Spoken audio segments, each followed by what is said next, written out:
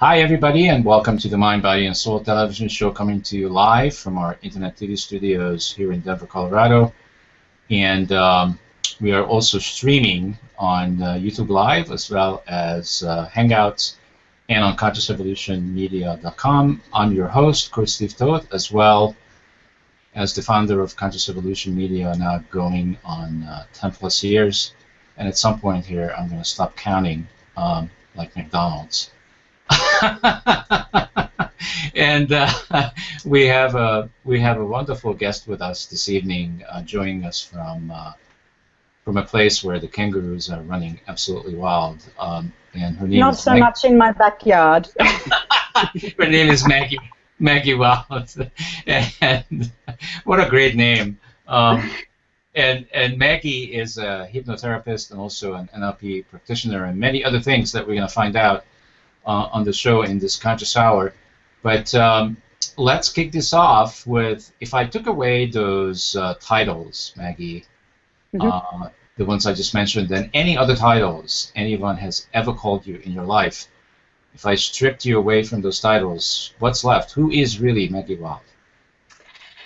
Maggie Wild is a woman who has been on a journey herself and has found a space in her heart for forgiveness for a lot of stuff, and is working on herself every day using the tools. I didn't actually intend to be all of those titles.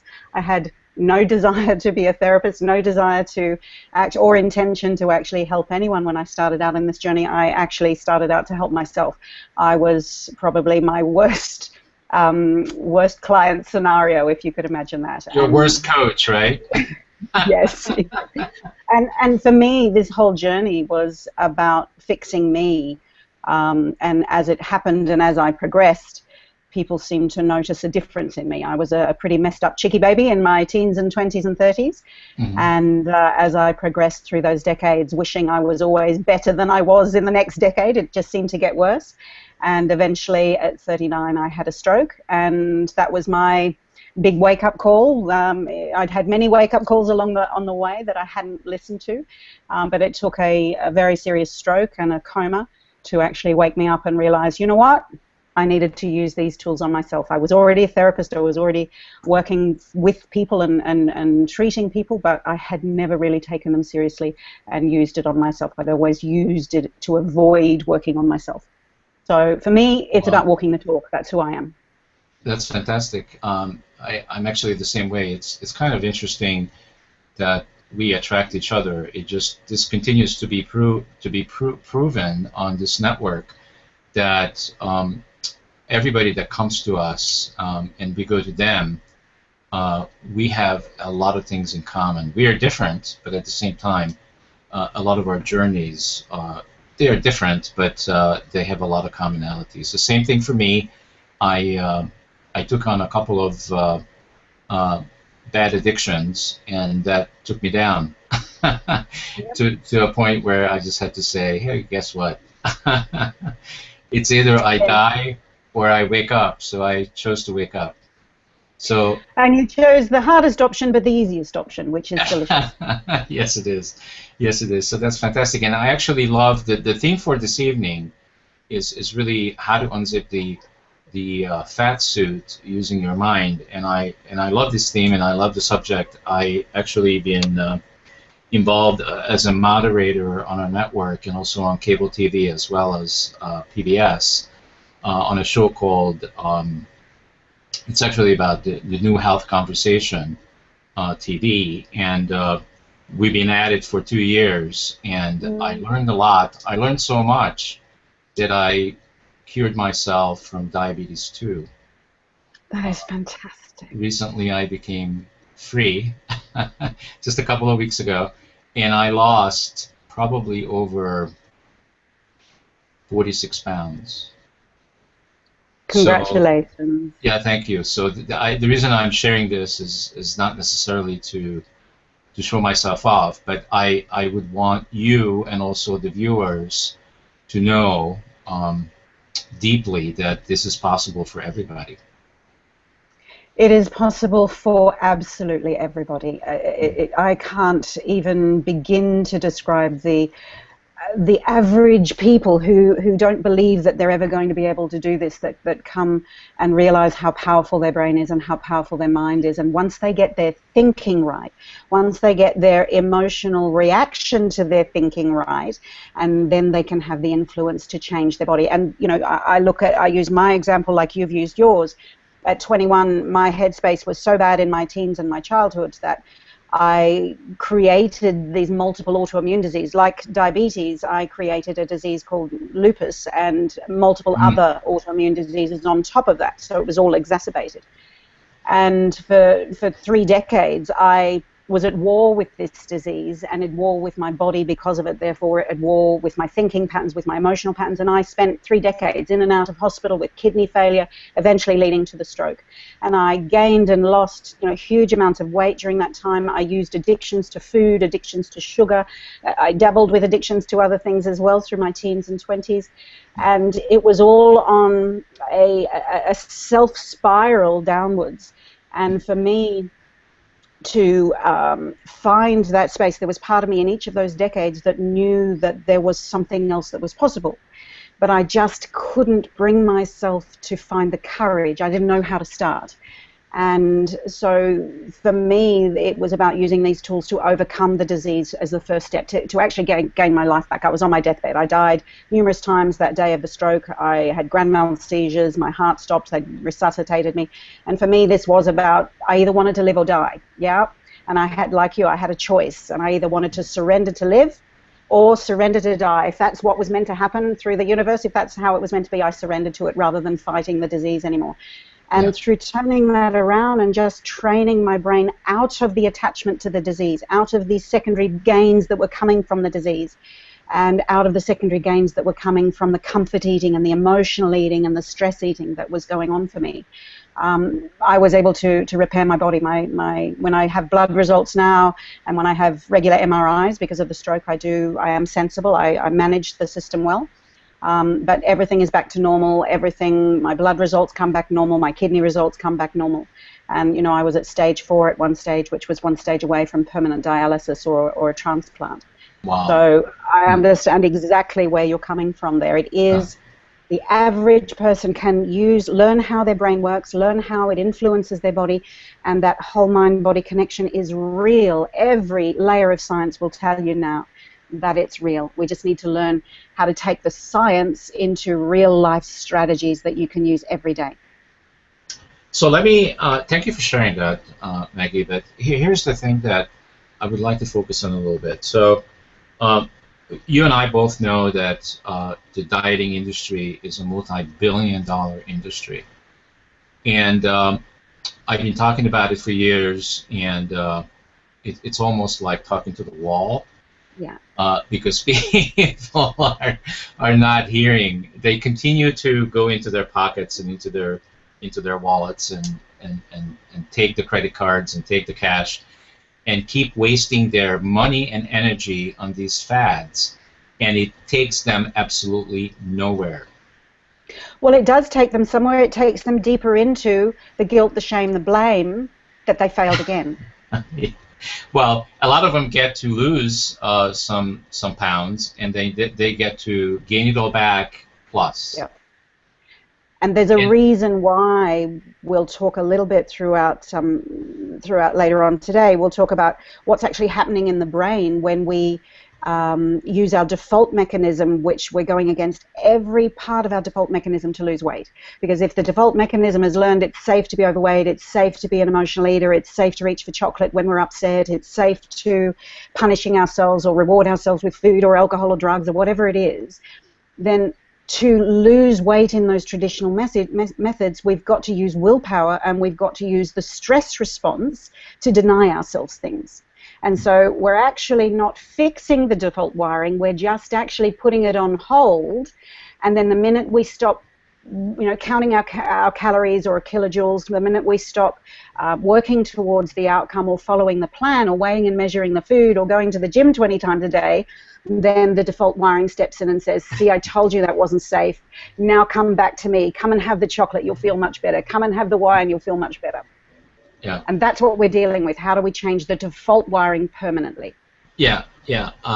Correct, right on. So I just want to add something to this, which is just from my own experience, is that, you know, I didn't use a hypnotherapist, but I very much believe in what you do.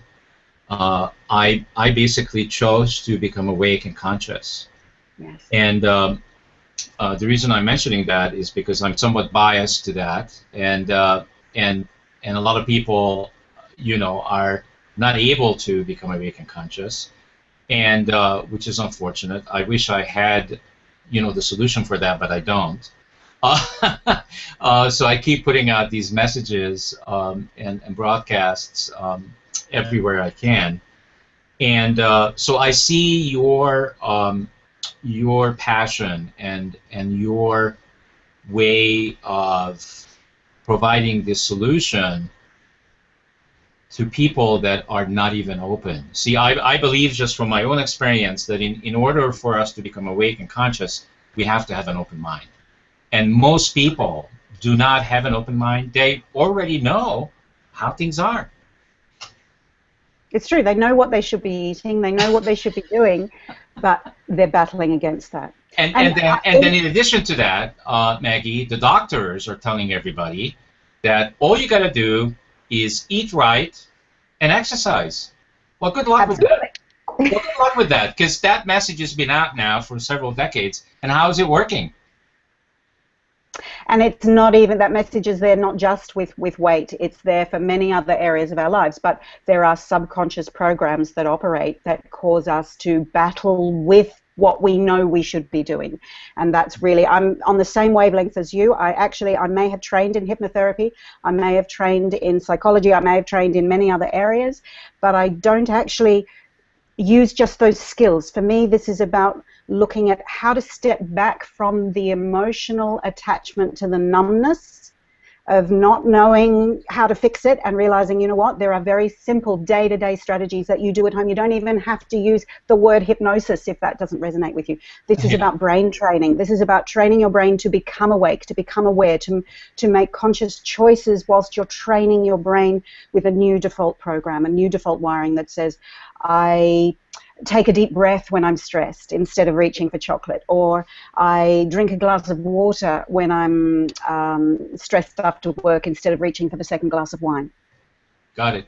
So I just want to make sure I repeat this so that everybody gets it in terms of the viewers. So, and I want to make sure and check it out with you, make sure that I got it. So what you're really saying, Maggie, is that our conscious mind, which is less than 10%, does know what to do and even commits itself to go do it, but our subconscious mind is trained for the opposite. Absolutely. Our subconscious mind, and therefore what I like to call the drug dealer part of our brain, which is the part that's producing all the neurochemicals and all the hormones, etc. Both the subconscious mind and the communication it then gives to that part of the mind, that part of the brain, is actually operating on a program of survival. So if it learned when we fell over when we were 2 and we scraped our knee and grandma picked us up and gave us a cookie and a cuddle, and it learned with the instant hit of sugar that the sugar made it feel better, then from that day forward, if the pattern was continued, the subconscious mind then believes, or that part of the brain, it's actually a part of the brain at the back of the skull there called the cerebellum, it then believes it has wiring, a default wiring that says, sugar makes me feel better. So until you update that part with different wiring, it will continue to operate that safety mechanism. And is it also true, Maggie, that our subconscious mind is also designed to make sure that we survive moment to moment? Moment to moment. It's the part of us that keeps us breathing while we're asleep. It's the part that digests our food. We don't have to think about doing those things. Like if we've learned to drive a car, we don't actually really consciously think about how we drive the car. We don't think about how much pressure to put on the brake. We drive on. Exactly. So that automatic pilot part will operate our lives until a challenge comes up where it's brought to the attention and the default wiring will kick in. So if our conscious mind knows it needs to be eating less, chewing more, drinking more water, moving our body more, then we can battle with that again and again and again, and we can stay strong until the default wiring picks up a stress response that is so strong. One of the laws of the brain is that the default wiring will always win out. So whatever stress you're going through, you can use willpower, you can use strength, you can use the conscious mind, but you will always have the subconscious default programming winning out with the ultimate stresses in our life. Or stress upon stress upon stress happens before we can manage it anymore, and we just give up. It's all too hard. And so is if it we change also, the default mode. yeah, and is it also true, Maggie, that stress is a huge epidemic right now? Phenomenal epidemic. Most of our illnesses, matter of fact, how I want to refer to this is that, and tell me if this is congruent with you, that we are so powerful that we make ourselves sick. We are so powerful that we make ourselves sick. I agree entirely. And we are so powerful, an and I've proven this. I just shared you it took me 2 years. Now, I don't want people to think when they commit to these things that it's just going to happen, you know, by tomorrow. It took me 2 years to get myself, and I'm not saying that it would take other people that time, less or more, but for me, that's what it took. It took me 2 years of intense commitment to do what's best for me, and everything that I done and everything I said, I asked the question of my higher self, is this really in the highest and best interest of who I am? And that's how I went through the last 2 years, and it worked. And it's a fantastic feeling that, you know, I don't have to be on these pills anymore. I don't have to, I don't have to be poking myself every day, checking my blood sugar, and I feel 100% better. And you don't have to be judging yourself in the mirror every time you shave in the morning or put your lipstick on in the afternoon or whatever it is that we're doing. And that's the key to it all, by becoming conscious, by retraining that part of your brain to accept your faults and your goodness, all at once, and be able to fix the faults, do something about the faults, honor them, thank them for being there to bring as a message, but we're no longer attached to them. It's like myself, no longer attached to the disease. There were subconscious gains that I had that kept me stuck in the pattern of the disease for many, many years. As it is with addictions, as it is with emotional eating, there are certain gains that where our subconscious mind is gaining. And so what we are doing is training that part of our mind to become conscious, to bring that consciousness with a much more helpful and healthy programming that says, I do things for my highest good, for the highest good of my body, not just the highest good of the emotional kick or the neurochemical kick when I have the sugar. Yeah, absolutely. Or whatever the substance. So for a second here, I'd like to use Hollywood as a way to explain to the viewers that Hollywood has been doing this for several decades, and we all know about the good and evil story. Almost every movie that's out there is about the good and evil, right? Mm-hmm. And we kind of learned from that programming, because these movies and television and theater, you know, they are programming our minds for this good and evil game. Mm. How do you feel about that? Because then, you know, we get to play these games ourselves.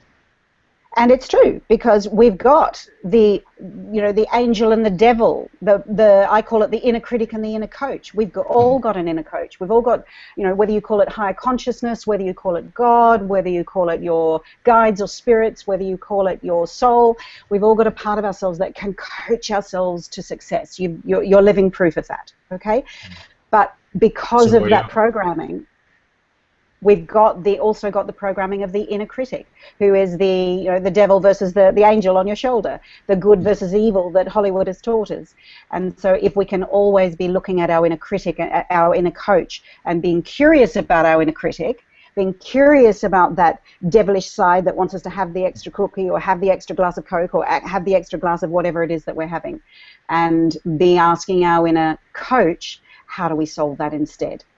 which is for Fantastic. you, your higher self. Yeah.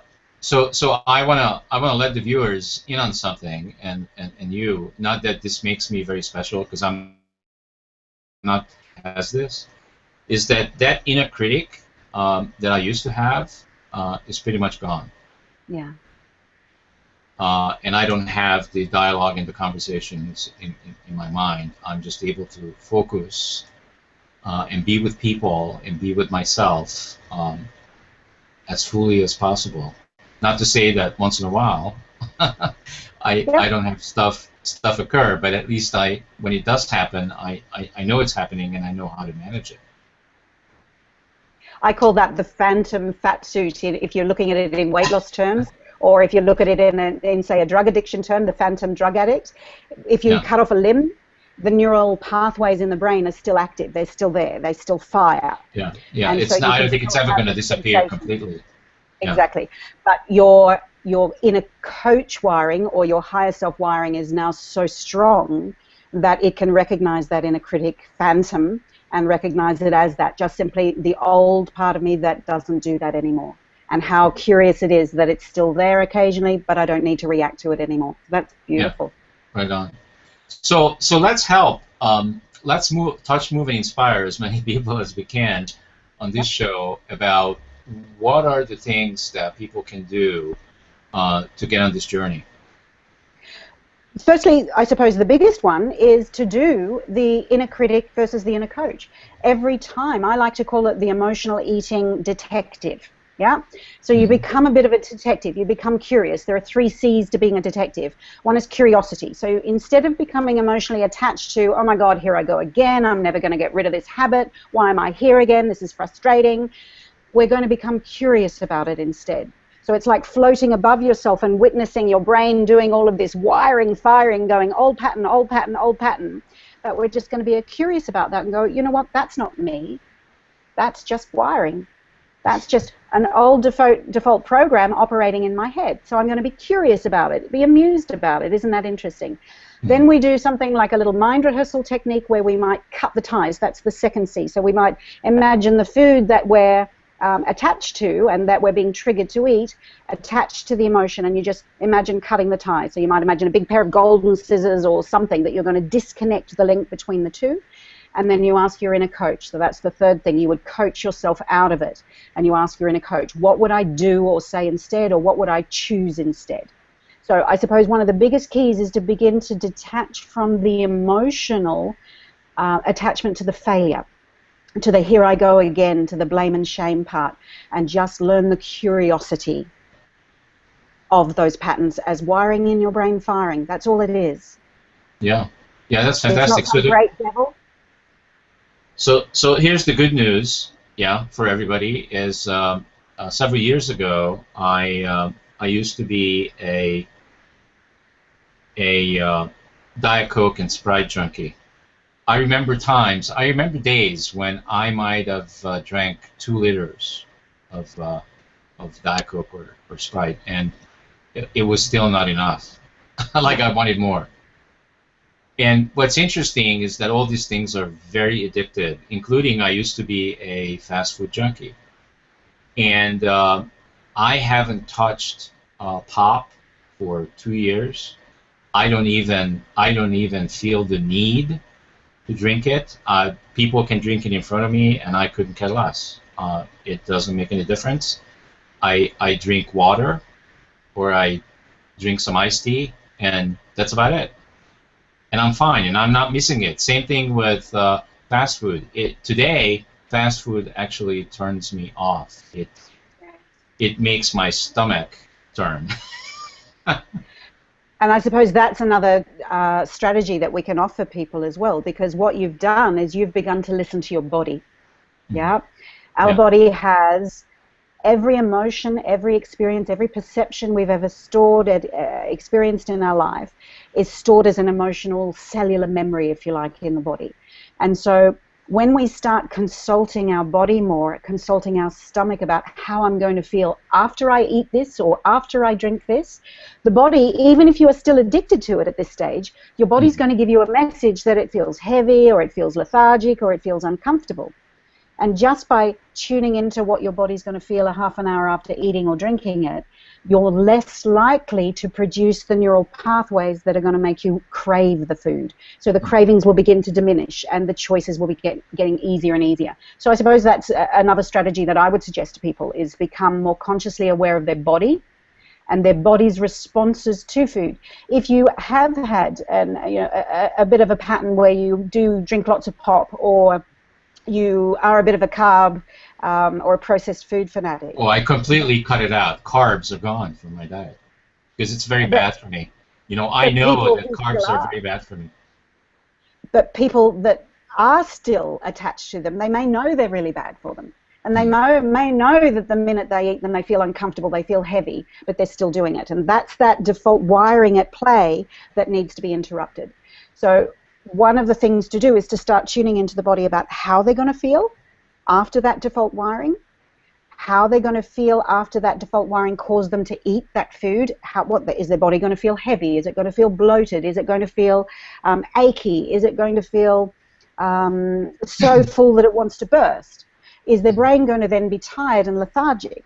Because their body will give them those messages. So if they can tune in before they've even eaten it and just consult the body about how am I going to feel, what is my thinking going to be like after I eat this food? And I guarantee your brain will either tell you that it's going to set off my inner critic and I'm going to be blaming and shaming myself, or my body's going to feel heavy, bloated, and lethargic, and it will diminish the amount of chemicals in the brain that are causing you to have the cravings. The cravings will start to get less and less, and you'll be able to say no to things more often as well as you're learning to change the patterns. Yeah, and I just want to make sure, Maggie, also that we're being compassionate here, because, you know, I drive every day, and I go by, you know, all the signs. I go by McDonald's, and I still remember how good the French fries tastes. Yeah. But I now have willpower not to turn my car and park or go up to the drive up and get it, because I'm not interested. So I can actually have some fries just in my mind. Yeah. And I can taste it. And I go, oh, that was great. On to the next one. Yeah.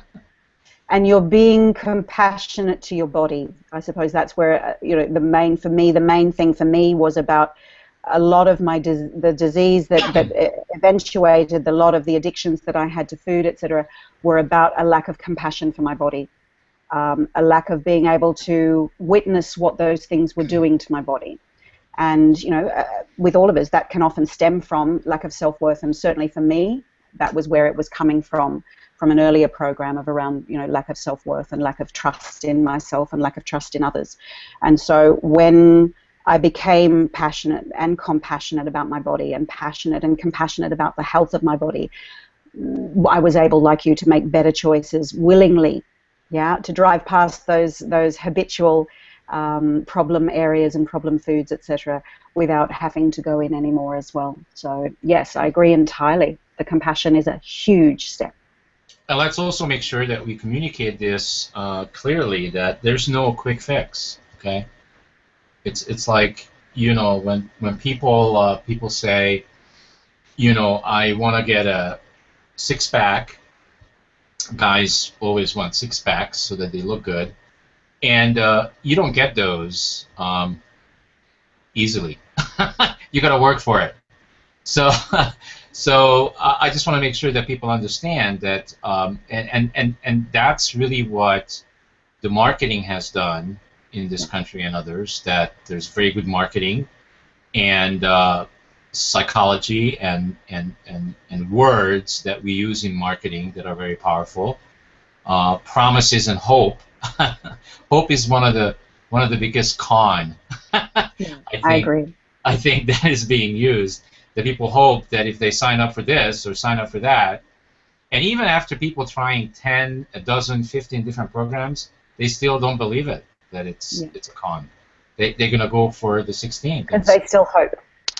Yeah. And, you know, I've had that with a lot of clients. I'll talk about one in particular, Trish, who had gained and lost in Australian terms, we call them kilograms. Obviously, kilos in the States is something completely different. But that's around, she gained and lost about 115, 120 pounds 3 times in her life. And she was 53 when she first started rewiring her brain to overcome the addictions that she had. She had multiple addictions, not just with food, but she had them with other issues in her life, lots of compulsive disorders and things that were going on in her life as well, which were all tied into this issue around food. And her body had become so large that she couldn't walk anymore. Her knees were so exhausted. They'd become bone on bone. And it's taken her 3 years, of continually working every day on rewiring her brain. She became slim and healthy. She became her goal weight over a year and a half ago. So she's now been slim and healthy, fit, focused, exercises every day, loves it, has learned to do all of that thing. She's developed the wiring in her brain that allows her to love all of those things. But she still works every day on interrupting the phantom wiring that still gets triggered. So it is a process thing. The latest science is showing that it takes a minimum of 84 days, which is 3 months, to even begin to interrupt and develop a strong enough new neural network for the new patterns to start taking effect. That doesn't mean it's permanent. That just means the new neural pathways are strong and they're able to take effect now. Then it's about working every day like you've done, like you've even admitted yourself. You still get the occasional little thought, the occasional little twinge, but you're stronger now. Yeah, this stronger wiring becomes so powerful that it goes, you know what, I used to do that. That's the kind of person I used to be. I just don't need to do that anymore. I still ask the questions, Maggie. What, like after this show, I haven't eaten dinner, so I'm going to ask the question, what am I going to eat? And I'm going to go look at the fridge, and if there's nothing in there that I want, I'm going to go out. And since I'm going out, the next question will come up, well, where am I going to go? and there's a number of things that will come up, and based on how I feel, and I can guarantee you that fast food joints will not be on the list. Yep. So it's going to have to be something pretty healthy. And what sounds good to me is probably a good salad right now. Either salad with steak or salad with chicken, and that's probably what I'll go for. And but I also want everybody to hear when you were talking about the 3 years with this client of yours, is that the 3 years are going to pass anyway. And they happen with joy when you look back at them. She now looks back on that 3 years. It was a year and a half to become slim, slim and fit and active and a everyday exerciser and loving it. But it's been a year and a half since where she's worked on the deep cellular pain, all the stuff that was going on to cause that sort of behavior, etc. And she now knows with absolute certainty that she will never, ever, ever wear that fat suit again. She will never treat her body with the disrespect that she'd done without compassion before. One of the greatest things that I taught her, and I'd certainly suggest this to everyone here, is to write a prayer to your body.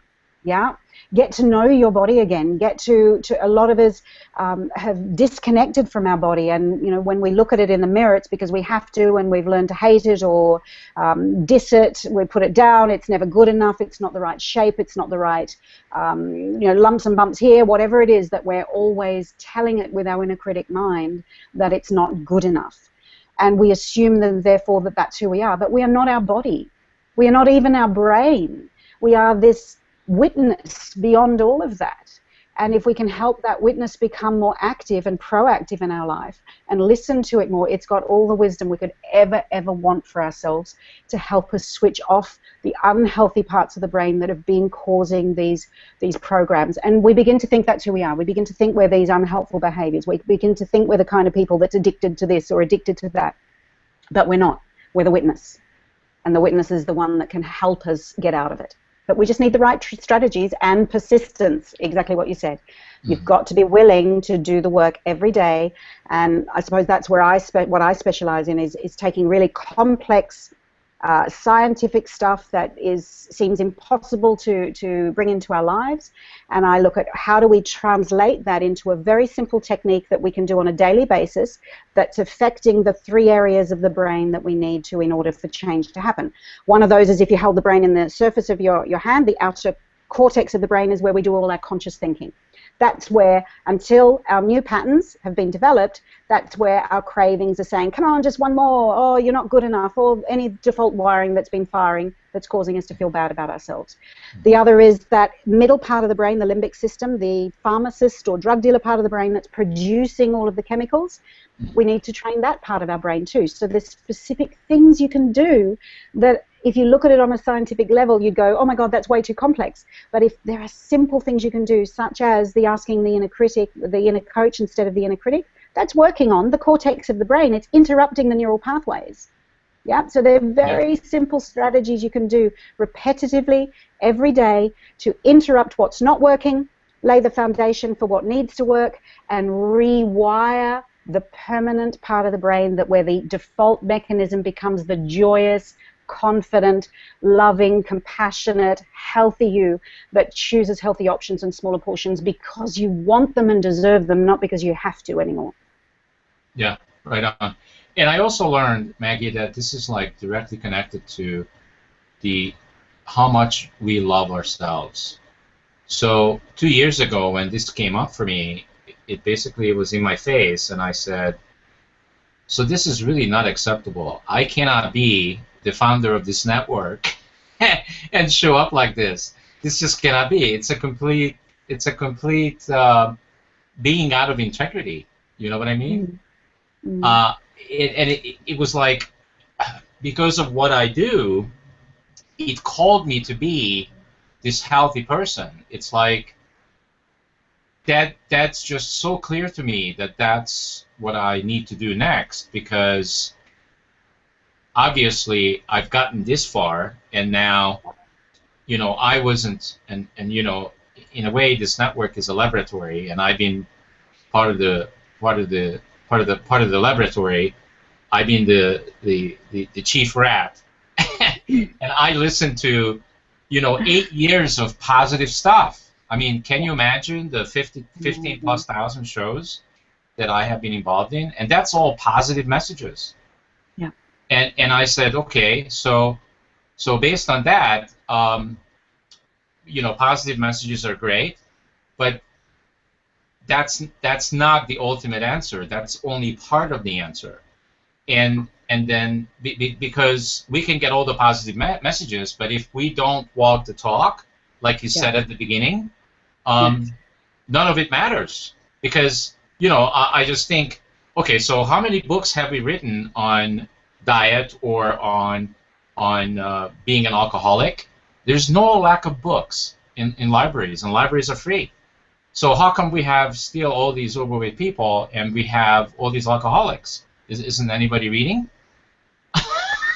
And you look at all the self-help. Yeah, how many books are there out there on self-love and self-care? Yeah.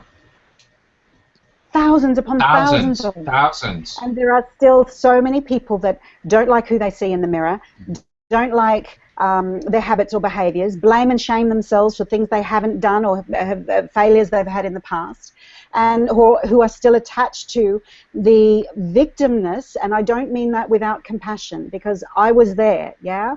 But when you can step out of being the victim to it and being the part of you that forgives yourself for being actively involved, and the part that forgives the inner child and forgives and cuddles that inner child and brings her forward or him forward and helps them grow up with you and take part in the real world as a conscious being, that's when real change happens. That's when the real shifts happen. And whatever the symptom, and I call weight a symptom, I call emotional eating or drug addiction or whatever the thing is that anyone is currently attached to, that's just the symptom of these issues around lack of self-worth, lack of self-confidence, lack of self-esteem, and lack of learning emotional intelligence as a child, how to manage their emotional wisdom into the future, how to manage stressful situations, how to manage and deal with how stresses affect the body.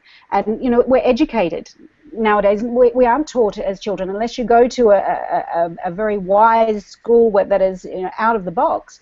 Schools are teaching, you know, that it's not about self-esteem, it's not about confidence, about do the work, you either get it right or you get it wrong. And take the test. Yeah, and nobody teaches self-confidence, nobody teaches self-esteem. And these are the things that should be taught in schools. Yeah, I totally agree. So, uh, what what I feel that our challenge is, yours and mine and others that are doing this kind of work, is that I don't believe anymore that it has to take a major 2x4 applied by the universe, like whatever happened to me 10 years ago when I made this shift and I chosen to be awake and conscious. It was done by the 2x4. I basically went as deep in the hole as I could, and I recognized that I was in the hole, and then it was up to me, do I want to climb out or not? I climbed out, but I don't feel that that's what everybody has to do. With the technology and with the information and with the coaches and all the help that we have, we don't have to take ourselves down into the deep hole to make this shift. Do you?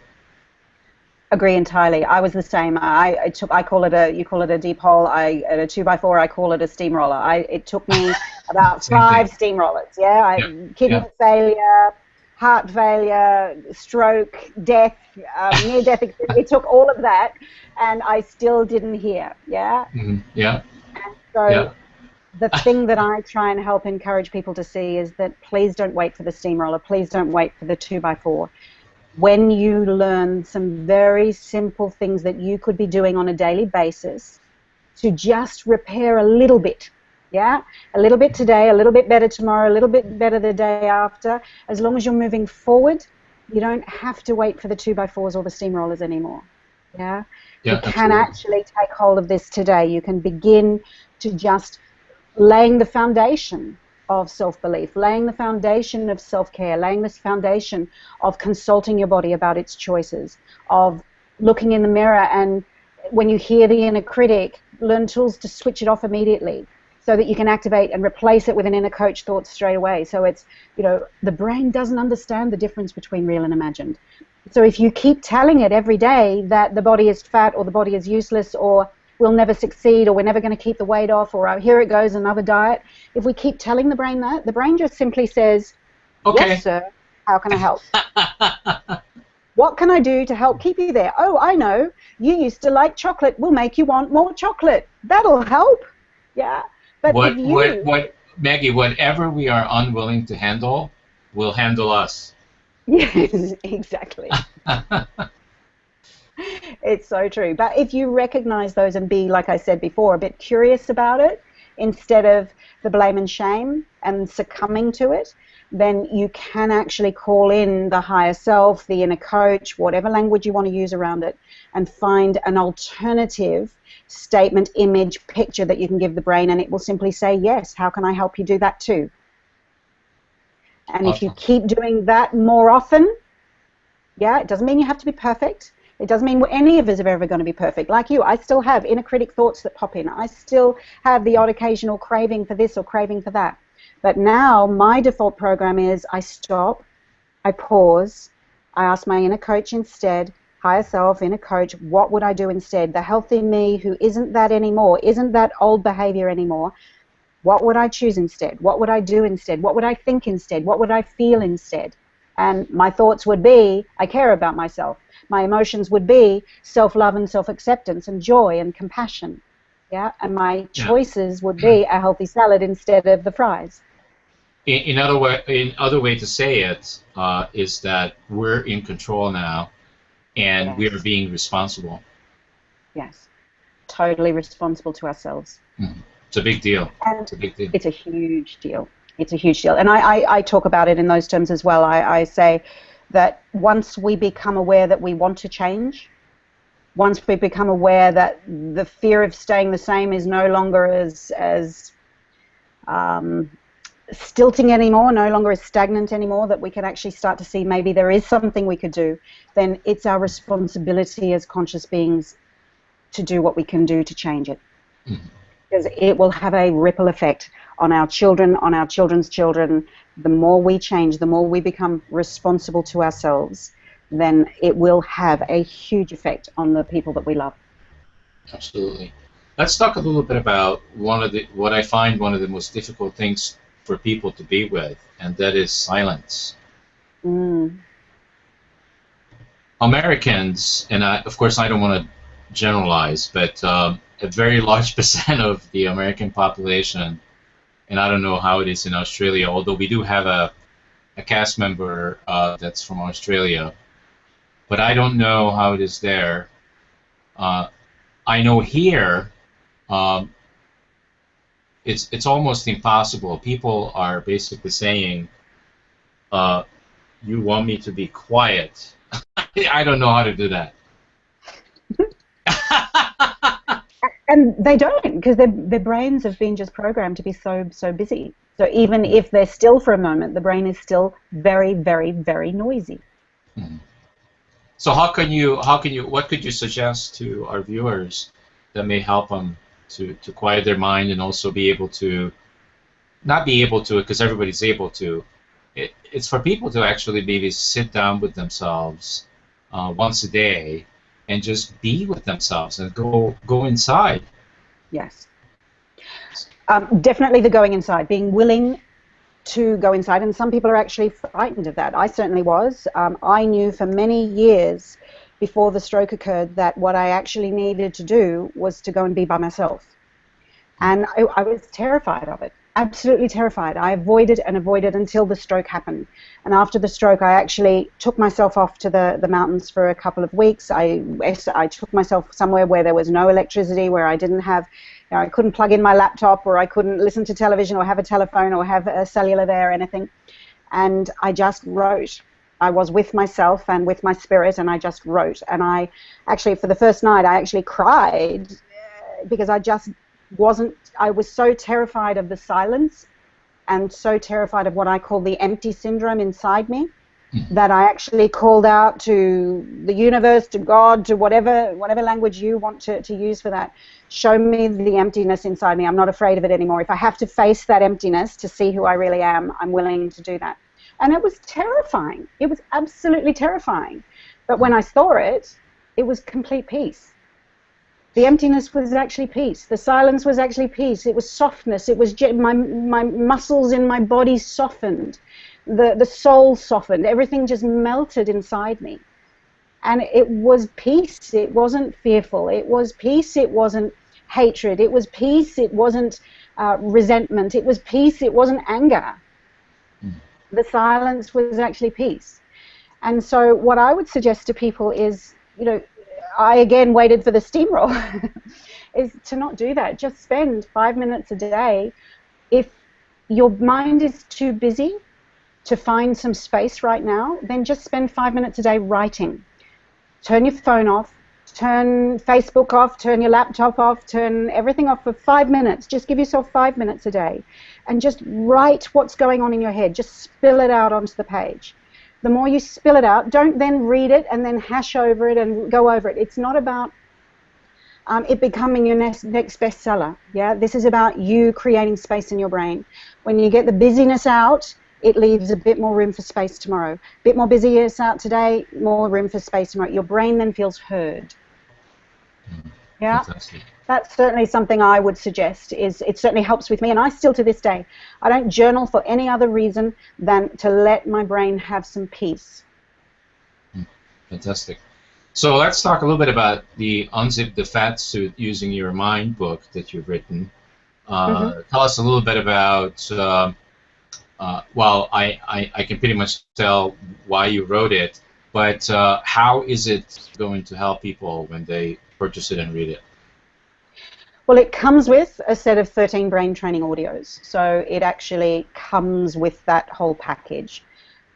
We look at, there's numerous amounts of what I call CPR audios. So the C audios are control audios to switch off the inner critic or the unhelpful cravings. So it gives you the space in your head, yeah, to make a different decision, to ask the inner coach what you would do instead. Then it comes with a series of program audios to program the drug dealer or the pharmacist part of the brain with a better chemical response. So we switch off belly fat hormone. Okay, so the stress response that we've been programmed with is producing in the sympathetic nervous system, it's producing huge amounts of cortisol, more than we actually need to survive.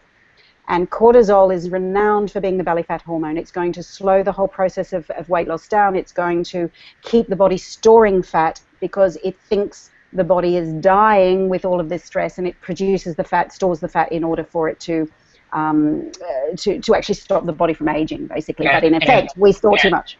And hang on, and I want to check this out with you. This is important.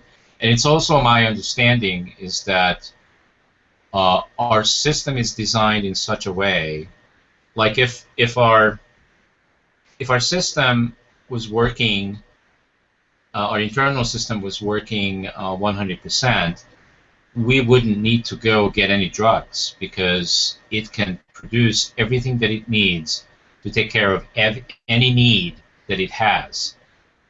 Unfortunately, what we've been doing to it for several decades is all the chemicals and all the stuff that's in food, all the processed stuff. The body doesn't know what to do with those things. Yeah.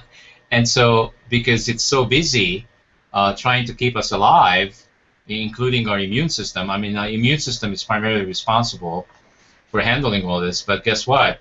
It's so busy with all the stuff that we put inside of us that it can't handle it all. So what ends up happening is it puts it in a fat cell and says, I'll deal with that later when I have time. But it never has time. Absolutely. And if you think about it, by the time we reach adulthood, we have all the fat cells we will ever develop. We'll never develop any more after about the age of 20, 21.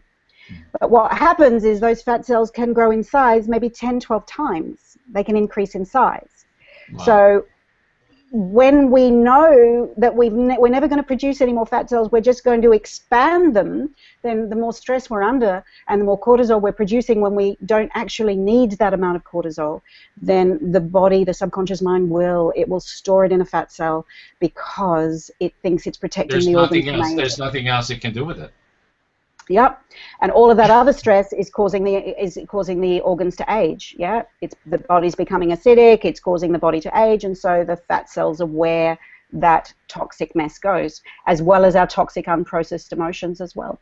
So as we begin to unzip the fat suit, we begin to release emotions that have been stored there for a long, long time.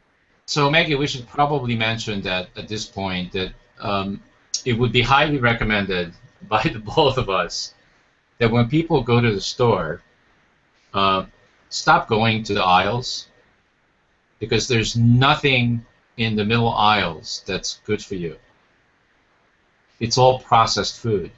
The only place I go when I go into the store is I just go to the perimeters because I do need, some salad. I do need some of those things, and I may buy a chicken. Or some stuff like that, but other than that, I don't buy the canned stuff. I don't buy anything. I don't buy bread. I don't buy any of that stuff that's in the middle. It's completely useless to me. That's what we talk about in the book as well. We actually don't we don't plan out a diet. We actually don't. The program is not a diet at all. It's actually a brain training series of exercises and a self-confidence and self-esteem series of exercises we cover. There's a whole complete section in the book on that. And a stress section as well, because it's about switching off the stress response as the default mechanism as well. We talk about food or food product.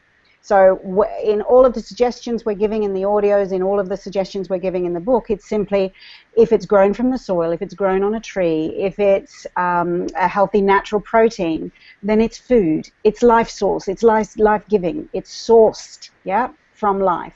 If it's in a package, if it's in a bottle, if it's in a container, if it's in a can, it's processed. And there will be chemicals and toxins that the body will not know what to do with, and it will be added to the fat cells. Mm-hmm.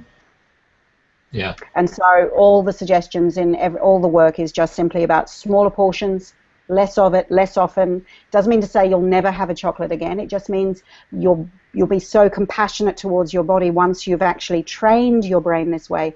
It will be just simply you don't want it anymore. And if you do have it, you have a tiny bit and you just go, I don't need that. What am I doing? Maggie, do you make any recommendations in regards to the air and in regards to the water? Definitely, I use a Nikon system. I don't know whether you have that over there where I filter the water. Mm-hmm. But certainly with regards to the water, we need to have our brain hydrated for learning to take place, the brain needs to be hydrated at least 85%. The brain is 85% water, yeah? We can lose 2% hydration, and we'll lose up to 10 to 20% focus and 10 to 20% ability, energy and ability to move forward. So just by being 2 or 3% dehydrated, we'll lose a huge proportion of our ability and energy for the day. So my recommendation is to, based on body weight, there's actually a process you can work out how much water you need based on your body weight. If anyone wants to know what that is, I can certainly, it's a complex calculation, but I can certainly, if you email me your weight, I can certainly work the formula out for you to keep your brain at an 85% hydrated level. But it's not just your brain that needs to be hydrated. Your immune system, it develops in the bone marrow, where the stem cells are created. And if your bone marrow is dehydrated, then you can't produce a healthy immune system. So your immune system can't help you repair the damage that's already there. So there's so much more that goes on with the hydration. And I would recommend as pure water as you can get, filter the toxins out of it, and keep your brain hydrated. Keep your bones and muscles hydrated. Learning will take place as you're changing, and you will think more clearly. You will have more energy. Just by doing that, you can lose headaches. Yeah, the majority of headaches are actually dehydration. Yeah, so somebody could actually bring to me an opportunity in Los Angeles, and I wouldn't move to Los Angeles permanently. because of the water. Because of the air. The air is so bad in LA, and people just seem to completely blow it off, like it's not there. Yeah. It's brown. So what would you? It's brown. I had the same in London. I lived in London for 12 years, and we have choices. We don't have to do that. We have choices. Mm. But there are people that choose to be there, so there are just simply consequences of that. So are there things that they could do to help filter the air that they're doing, that they have there? Are you aware of any particular home filters or things that they could do? Well, I'm sure there are. They could, they could have filters on their mouth and walk around with these filters, and because it's really bad, the quality of air. There's not enough oxygen in the air because of the pollutants. Mm. And certainly when you become more consciously aware and more responsible for your body, there are decisions that you may make that change the lifestyle that you're leading. And that may mean where you're living if the air becomes a challenge for you. Or it may mean if you're living in a city with polluted water or water with chemicals in it, etc., that you may choose to either move or find ways to filter that out as well. They're all conscious decisions we need to make for ourselves based on how we're progressing in our life. Right, I agree. And the point I was trying to make, Maggie, is don't live in Los Angeles and wait for the day when you get sick from it, because it's going to come.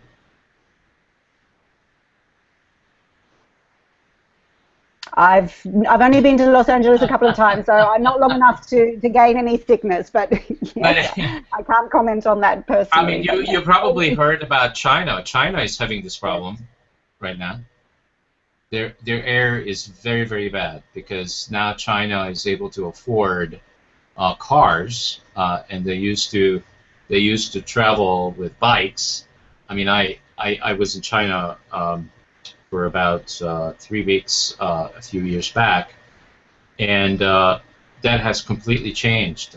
People are now buying cars, and when 1 billion people starts having cars, there is a problem coming.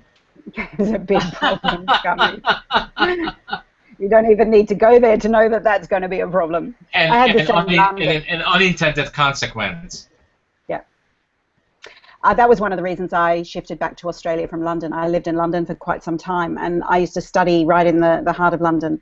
And I'd leave university, and just on the train I'd blow my nose, and it sounds disgusting, but it would be brown, and you knew it was the air you were breathing that day. And one of the reasons, it wasn't the sole reason I left London, but it was certainly one of the reasons I decided to come back to a cleaner lifestyle in Australia. Yeah. I mean, we know when things are not healthy. I mean, I live in Denver, and it's a very healthy city to live in. The mountains are just right behind me. It takes me 20 minutes to get to the mountains. So how beautiful. Fantastic. So I want to make sure that you have an opportunity to share with our viewers about your book, where they can get it, any contact information that you would like to give out. Yeah, sure. If they want to do a free quiz, an emotional eating quiz, to determine what their key triggers are, and then certainly if you then went to my blog, we give out free brain training recipes based on your specific emotional eating triggers. So all you would do is go to howtostopcomforteating.com / quiz, QUIZ, and you can do a free quiz there. It only takes a couple of minutes. And then howtostopcomforteating.com, the blog there does have regular brain training strategies that we post there free that you can just go in and work on.